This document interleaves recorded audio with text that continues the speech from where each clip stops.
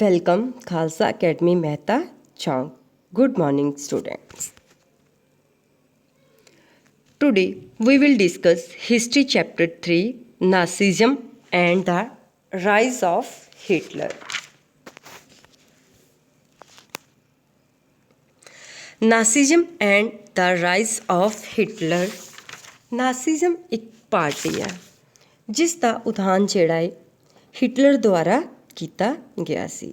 Hitler ਕਿਸ ਤਰ੍ਹਾਂ power ਦੇ ਵਿੱਚ ਆਇਆ, ਇਸ ਚੈਪਟਰ ਦੇ ਵਿੱਚ ਅਸੀਂ ਇਹ ਰੀਡ ਕਰਾਂਗੇ। Major aspect in this chapter, Nazism ਕੀ ਹੈ, Weimar Republic, First World War, the period between first and second world war, period of Hitler, Nazism in Germany, and end of the Nazism and Second World War. Now we will discuss about Hitler. Hitler was a German political and leader of Nazi party. Hitler German ਦਾ ਇੱਕ ਰਾਜਨੇਤਾ leader ਸੀ ਜੋ ਨਾਜੀ party ਦਾ ਮੁੱਖ ਨੇਤਾ ਮੰਨਿਆ ਜਾਂਦਾ ਹੈ। ਉਹ ਪਾਵਰ ਦੇ ਵਿੱਚ 1933 ਦੇ ਵਿੱਚ ਆਇਆ। ਉਸਨੇ ਉਸੇ ਦੌਰਾਨ ਆਪਣਾ ਡਿਕਟੇਟਰਸ਼ਿਪ ਗਵਰਨਮੈਂਟ ਨੂੰ ਰਿਪਰੈਜ਼ੈਂਟ ਕੀਤਾ। ਤਾਨਾਸ਼ਾਹੀ ਸਰਕਾਰ ਨੂੰ ਜਰਮਨ ਦੇ ਵਿੱਚ ਸਾਹਮਣੇ ਲੈ ਕੇ ਆਂਦਾ। ਉਸ ਦਾ ਟਾਈਮ ਪੀਰੀਅਡ 1933 ਤੋਂ 1945 ਮੰਨਿਆ ਜਾਂਦਾ ਹੈ, ਜਿਸ ਦੌਰਾਨ ਹਿਟਲਰ ਜਰਮਨੀ ਦੇ ਵਿੱਚ ਪਾਵਰ ਆਪਣੀ ਰੇਸ ਕਰ ਰਿਹਾ ਸੀ। ਉਸ ਟਾਈਮ ਫਸਟ ਵਰਲਡ ਵਾਰ ਜੋ ਹੈ ਕੰਪਲੀਟ ਹੋ ਚੁੱਕੀ ਸੀ। ਫਸਟ ਵਰਲਡ ਵਾਰ ਜੋ ਕੰਪਲੀਟ ਹੋਈ ਸੀਗੀ ਉਸ ਦੇ ਵਿੱਚ ਅਲਾਈਜ਼ ਪਾਵਰ ਔਰ ਸੈਂਟਰਲ ਪਾਵਰਸ ਜਿਹੜੀਆਂ ਦੋ ਪਾਰਟਸ ਦੇ ਵਿੱਚ ਕੰਟਰੀਜ਼ ਜਿਹੜੇ ਉਹ ਡਿਵਾਈਡ ਹੋਏ ਸੀਗੇ। ਅਲਾਈਜ਼ ਪਾਵਰ ਦੇ ਵਿੱਚ ਬ੍ਰਿਟੇਨ, ਫਰਾਂਸ ਐਂਡ ਰਸ਼ੀਆ, ਅਤੇ ਸੈਂਟਰਲ ਪਾਵਰ ਦੇ ਵਿੱਚ ਜਰਮਨੀ, ਆਸਟਰੀਆ ਅਤੇ ਹੰਗਰੀ। ਬਾਅਦ ਦੇ ਵਿੱਚ ਇਟਲੀ ਵੀ ਇਸ ਦੇ ਵਿੱਚ ਜਿਹੜਾ ਉਹ ਐਡ ਹੋ ਗਿਆ ਸੀ। ਇਸ ਵਰਲਡ ਵਾਰ ਦੇ ਵਿੱਚ ਸੈਂਟਰਲ ਪਾਵਰ ਨੂੰ ਹਾਰ ਮਿਲੀ ਸੀ, ਭਾਵ ਕਿ ਜਰਮਨੀ ਜੋ ਹਾਰ ਗਿਆ ਸੀ। ਇਸ ਕਾਰਨ ਕੀ ਹੋਇਆ, ਹਿਟਲਰ ਨੂੰ ਟਾਈਮ ਪੀਰੀਅਡ ਮਿਲ ਗਿਆ ਜਿਸ ਦੇ ਨਾਲ ਕੀ ਆ ਉਹ ਆਪਣੀ ਜਿਹੜੀ ਆ ਪਾਰਟੀ ਬਣਾਉਣ ਦੇ ਵਿੱਚ ਜਿਹੜਾ ਵਾ ਸਮਰੱਥ ਹੋ ਸਕਿਆ। ਇਸ ਟਾਈਮ ਪੀਰੀਅਡ ਦੌਰਾਨ ਉਸਨੇ ਆਪਣੀ ਨਾਜ਼ੀ ਪਾਰਟੀ ਦਾ ਉਦਾਹਰਣ ਕੀਤਾ। ਇਸ ਦਾ ਰੀਜ਼ਨ ਕੀ ਸੀ ਕਿ ਉਸ ਸਮੇਂ ਜਿਹੜੀਆਂ ਪੋਲੀਟੀਕਲ ਕੰਡੀਸ਼ਨ ਔਰ ਇਕਨੋਮਿਕਲੀ ਕੰਡੀਸ਼ਨ ਜਰਮਨ ਦੀ ਜਿਹੜੀ ਕਾਫੀ ਜਿਹੜੀ ਉਹ ਵੀਕ ਹੋ ਚੁੱਕੀ ਸੀ। ਇਸ ਵੀਕ ਕੰਡੀਸ਼ਨ ਦਾ ਹਿਟਲਰ ਨੇ ਫਾਇਦਾ ਉਠਾ ਕੇ ਆਪਣੀ ਪਾਰਟੀ ਦੇ ਉੱਪਰ ਕੰਮ ਕਰਨਾ ਸਟਾਰਟ ਕਰ ਦਿੱਤਾ। ਉਸਨੇ ਮੀਟਿੰਗਸ ਅਟੈਂਡ ਕਰਨੀਆਂ ਸਟਾਰਟ ਕਰ ਦਿੱਤੀਆਂ, ਨਿਊਜ਼ਪੇਪਰ ਵਿੱਚ ਆਪਣੀਆਂ ਐਡ ਦੇਣੀਆਂ ਸਟਾਰਟ ਕੀਤੀਆਂ। ਹਿਟਲਰ ਨੇ ਜੋ ਨੈਸ਼ਨਲ ਸੋਸ਼ਲਿਸਟ ਜਿਹੜੀ ਪਾਰਟੀ ਵਰਕ ਕਰਦੀ ਪਈ ਸੀ ਉਸ ਨੂੰ ਚੇਂਜ ਕਰਕੇ ਨਾਸੀਜ਼ਮ ਪਾਰਟੀ ਵਿੱਚ ਕਨਵਰਟ ਕਰ ਦਿੱਤਾ। ਇਸ ਤਰ੍ਹਾਂ ਉਸਨੇ ਨਾਜ਼ੀ ਪਾਰਟੀ ਦਾ ਜਿਹੜਾ ਉਦਾਹਰਣ ਕੀਤਾ। ਵਟ ਡੂ ਯੂ ਮੀਨ ਬਾਈ ਨਾਸੀਜ਼ਮ? ਹੁਣ ਨਾਸੀਜ਼ਮ ਦਾ ਮਤਲਬ ਕੀ ਆ? ਨਾਸੀਜ਼ਮ ਇੱਕ ਇਸ ਤਰ੍ਹਾਂ ਦੀ ਪਾਰਟੀ ਸੀ ਜਿਸ ਦੇ ਵਿੱਚ ਡਿਕਟੇਰੀਅਲ ਗਵਰਨਮੈਂਟ ਜੋ ਆ ਵਰਕ ਕਰਦੀ ਆ, ਤਾਨਾਸ਼ਾਹੀ ਸਰਕਾਰ ਜਿਹੜੀ ਉਹ ਕੰਮ ਕਰਦੀ ਸੀ। ਇਸ ਪਾਰਟੀ ਨੂੰ ਜਰਮਨ ਦੇ ਵਿੱਚ ਹਿਟਲਰ ਨੇ ਫਸਟ ਵਰਲਡ ਵਾਰ ਤੋਂ ਬਾਅਦ ਸਟਾਰਟ ਕੀਤਾ। ਇਸ ਨੂੰ ਨਾਸੀਜ਼ਮ ਦਾ ਨਾਂ ਦਿੱਤਾ ਜਾਂਦਾ ਹੈ। Next, what were the main feature of Nazi dictatorship of Germany? German ਦੇ ਵਿੱਚ ਜਿਹੜਾ ਨਾਸੀਜ਼ਮ ਚਾਲੂ ਕੀਤਾ ਗਿਆ ਸੀਗਾ, ਪਾਰਟੀ ਰੇਸ ਕੀਤੀ ਗਈ ਸੀਗੀ, ਉਸ ਪਾਰਟੀ ਦੀਆਂ ਮੇਨ ਫੀਚਰ ਕੀ ਸੀ, ਨਾਜ਼ੀ ਲੋਕਾਂ ਦੀ ਥਿੰਕਿੰਗ ਕਿਵੇਂ ਦੀ ਸੀ, ਉਸ ਬਾਰੇ ਅਸੀਂ ਨੈਕਸਟ ਪੜ੍ਹਾਂਗੇ। First, the state is above all. Hitler ਦਾ ਕਹਿਣਾ ਸੀ ਕਿ ਸਟੇਟ ਜਿਹੜੀ ਆ ਉਹ ਸਾਰਿਆਂ ਤੋਂ ਉੱਪਰ ਹੈ। ਸਾਰੀਆਂ ਹੀ ਜਿਹੜੀਆਂ ਪਾਵਰਸ ਨੇ ਉਹ ਸਟੇਟ ਦੇ ਦੁਆਰਾ ਹੀ ਨਿਯੁਕਤ ਕੀਤੀਆਂ ਜਾਣਗੀਆਂ। ਸਾਰੀਆਂ ਪਾਵਰ ਜਿਹੜੀਆਂ ਸਟੇਟ ਲਈ ਹੀ ਹੋਣੀਆਂ ਚਾਹੀਦੀਆਂ ਨੇ।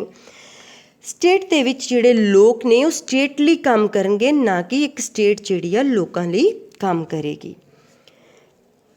Secondly, It was the favor of ending all type of parliamentary institution Hitler ਕੀ ਚਾਹੁੰਦਾ ਕਿ ਹਰ ਇੱਕ ਤਰ੍ਹਾਂ ਦੇ ਜਿਹੜੇ ਪਾਰਲੀਮੈਂਟਰੀ ਸੰਸਥਾਵਾਂ ਸੀਗੀਆਂ ਉਹਨਾਂ ਨੂੰ ਖ਼ਤਮ ਕਰਕੇ ਇੱਕ ਮਹਾਨ ਲੀਡਰ ਦੇ ਅੰਡਰ ਜਿਹੜਾ ਹੈ ਸਾਰਾ ਜਿਹੜਾ ਜਰਮਨੀ ਹੋਣਾ ਚਾਹੀਦਾ ਹੈ। Thirdly, it was a favour of crushing all type of party formation. ਕਹਿੰਦੇ ਕਿ ਹਰ ਇੱਕ ਤਰ੍ਹਾਂ ਦੀ ਜਿਹੜੀ ਪਾਰਟੀਆਂ ਬਣੀਆਂ ਹੋਈਆਂ ਸੀਗੀਆਂ ਜੋ ਉਸ ਦੇ ਅਗੇਂਸਟ ਸੀਗੀਆਂ ਉਹਨਾਂ ਨੂੰ ਕ੍ਰਸ਼ ਕਰ ਦੇਣਾ ਚਾਹੁੰਦਾ ਸੀ, ਉਹਨਾਂ ਨੂੰ ਖ਼ਤਮ ਕਰ ਦੇਣਾ ਚਾਹੁੰਦਾ ਸੀ, ਕੁਚਲ ਦੇਣਾ ਚਾਹੁੰਦਾ ਸੀ। Fourth, it was favor of rooting out liberalism, socialism and consumerism. Hitler ਉਦਾਰਵਾਦੀ, ਸਮਾਜਵਾਦੀ ਤੇ ਸਾਮਵਾਦੀ ਪਾਰਟੀਜ਼ ਨੂੰ ਜਿਹੜਾ ਜੜ ਤੋਂ ਉਖੇੜ ਦੇਣਾ ਚਾਹੁੰਦਾ ਸੀ। Fifth, it preached hatred for the Jews who were responsible for the economic of the Germans. Hitler ਜਦੋਂ ਵੀ ਉਪਦੇਸ਼ ਦਿੰਦਾ ਸੀਗਾ ਜਿਊਸ ਦੇ ਆਪੋਜ਼ਿਟ ਹੀ ਦਿੰਦਾ ਸੀ। ਉਹ ਮੰਨਦਾ ਸੀ ਕਿ ਜਿਊਸ ਲੋਕ ਜਿਹੜੇ ਨੇ ਉਹਨਾਂ ਨੇ ਹੀ ਇਕਨੋਮਿਕ ਕੰਡੀਸ਼ਨ ਜਰਮਨ ਦੀ ਨੂੰ ਵੀਕ ਕੀਤਾ ਹੈ, ਇਸ ਕਰਕੇ ਹਮੇਸ਼ਾ ਹੀ ਉਹਨਾਂ ਦੇ ਅਗੇਂਸਟ ਰਹਿੰਦਾ ਸੀ। ਇਸ ਕਰਕੇ ਉਹ ਆਪਣੀ ਪਾਰਟੀ ਦੇ ਵਿਚਾਰ ਜਿਹੜੇ ਉਹ ਰੱਖਦਾ ਸੀਗਾ ਕਿ ਉਹ ਇਹਨਾਂ ਦਾ ਵਿਰੋਧ ਕਰਨ। ਇਸ ਕਰਕੇ ਜਦੋਂ ਵੀ ਉਸ ਨੂੰ ਜਿਹੜੇ ਜਿਊਸ ਮਿਲਦੇ ਸੀਗੇ ਉਹਨਾਂ ਨੂੰ ਉਹ ਖ਼ਤਮ ਕਰਨ ਦਾ ਹੁਕਮ ਦੇ ਦਿੰਦਾ ਸੀ। The Nazi party consider Germany superior to all other nation. Hitler ਕੀ ਚਾਹੁੰਦਾ ਸੀ ਕਿ ਜਰਮਨ ਜਿਹੜਾ ਹੈ ਨਾਜ਼ੀ ਪਾਰਟੀ ਜਿਹੜੀ ਆ ਉਹ ਕੀ ਆ ਸਾਰੇ ਹੀ ਰਾਸ਼ਟਰਾਂ ਤੋਂ ਇੱਕ ਸੁਪੀਰੀਅਰ ਪਾਰਟੀ ਜਿਹੜੀ ਆ ਉਹ ਹੋਵੇ। ਜਰਮਨ ਇੱਕ ਜਿਹੜਾ ਸਾਰਿਆਂ ਨੂੰ ਵਿਸ਼ਿਸ਼ਟ ਦੇ ਉੱਪਰ ਹੋਵੇ, ਉਸ ਦਾ ਪ੍ਰਭਾਵ ਜਿਹੜਾ ਸਾਰੇ ਸੰਸਾਰ ਦੇ ਉੱਪਰ ਹੋਣਾ ਚਾਹੀਦਾ ਹੈ। 7, ਉਹ ਚਾਹੁੰਦਾ ਸੀ ਕਿ private and state efforts for the develop of agriculture and industries. ਉਹ ਇਹ ਚਾਹੁੰਦਾ ਸੀ ਕਿ ਪ੍ਰਾਈਵੇਟ ਅਤੇ ਸਟੇਟ ਖੇਤਰ ਦੇ ਜਿੰਨੇ ਵੀ ਜਿਹੜੇ ਹੈਗੇ ਐਗਰੀਕਲਚਰ ਔਰ ਇੰਡਸਟਰੀਜ਼ ਜਿਹੜੀਆਂ ਨੇ ਇਹਨਾਂ ਦੀ ਡਿਵੈਲਪਮੈਂਟ ਕੀਤੀ ਜਾਵੇ, ਇਹਨਾਂ ਦਾ ਵਿਕਾਸ ਕੀਤਾ ਜਾਵੇ ਤਾਂ ਕਿ ਜਰਮਨ ਦੀ ਜਿਹੜੀ ਆ ਕੰਡੀਸ਼ਨਸ ਨੂੰ ਇਕਨੋਮਿਕਲੀ ਕੰਡੀਸ਼ਨ ਨੂੰ ਇੰਪਰੂਵ ਕੀਤਾ ਜਾਵੇ। ਇਸ ਕਰਕੇ ਉਹ ਪ੍ਰਾਈਵੇਟ ਔਰ ਸਟੇਟ ਸੈਕਟਰ ਦੋਨਾਂ ਨੂੰ ਹੀ ਜਿਹੜਾ ਡਿਵੈਲਪ ਕਰਨ ਦੇ ਬਾਰੇ ਸੋਚਦਾ ਸੀ। 8, it was the denounced the disgracing treaty of Versailles। ਉਹ ਜਿਹੜੀ ਵਰਸਾਈਲ ਦੀ ਸੰਧੀ ਹੋਈ ਸੀਗੀ ਉਸ ਦੀ ਨਿੰਦਿਆ ਕਰਦਾ ਸੀ। ਉਹ ਸਮਝਦਾ ਸੀ ਕਿ ਉਹਨਾਂ ਦੀ ਬੇਇੱਜ਼ਤੀ ਕੀਤੀ ਗਈ ਆ, ਇਸ ਕਰਕੇ ਕੀ ਆ ਇਸ ਸੰਧੀ ਨੂੰ ਜਿਹੜਾ ਉਹ ਇੱਕ ਚੰਗੀ ਸੰਧੀ ਨਹੀਂ ਮੰਨਦਾ ਸੀ ਜਿਹੜੀ ਕਿ ਉਹਨਾਂ ਨੂੰ ਹਮੇਸ਼ਾ ਹਾਰ ਦੀ ਨਿਸ਼ਾਨੀ ਨੂੰ ਸਾਹਮਣੇ ਲੈ ਕੇ ਆਉਂਦੀ ਸੀ। 9th, it was extolled war and glorified the use of force। ਕਹਿੰਦੇ ਇਹ ਵਾਲੀ ਵਾਰ ਜਿਹੜੀ ਸੀਗੀ ਉਹ ਚਾਹੁੰਦਾ ਸੀ ਕਿ ਜਿਸ ਤਰ੍ਹਾਂ ਉਹਨਾਂ ਨੇ ਫਸਟ ਵਰਲਡ ਵਾਰ ਦੇ ਵਿੱਚ ਹਾਰ ਪ੍ਰਾਪਤ ਕੀਤੀ ਆ ਇਸ ਤਰ੍ਹਾਂ ਨਹੀਂ ਹੋਣਾ ਚਾਹੀਦਾ। ਕਹਿੰਦੇ ਕਿ ਲੜਾਈ ਦੇ ਵਿੱਚ ਕੀ ਆ ਉਹਨਾਂ ਨੂੰ ਹਰ ਤਰ੍ਹਾਂ ਦੀ ਤਾਕਤ ਜਿਹੜੀ ਉਹ ਅਜ਼ਮਾ ਲੈਣੀ ਚਾਹੀਦੀ ਆ।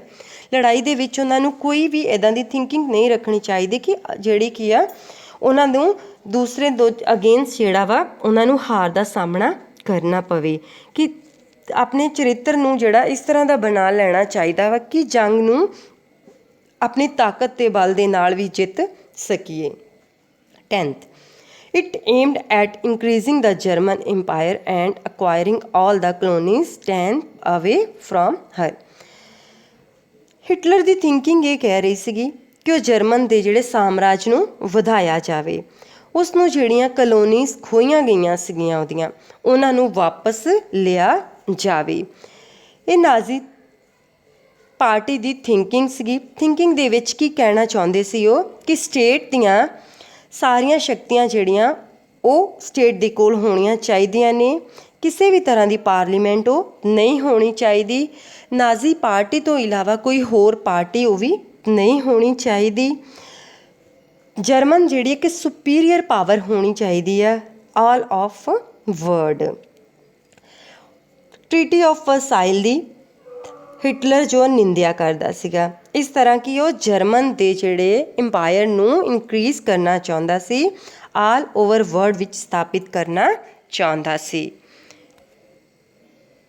Thank you very much.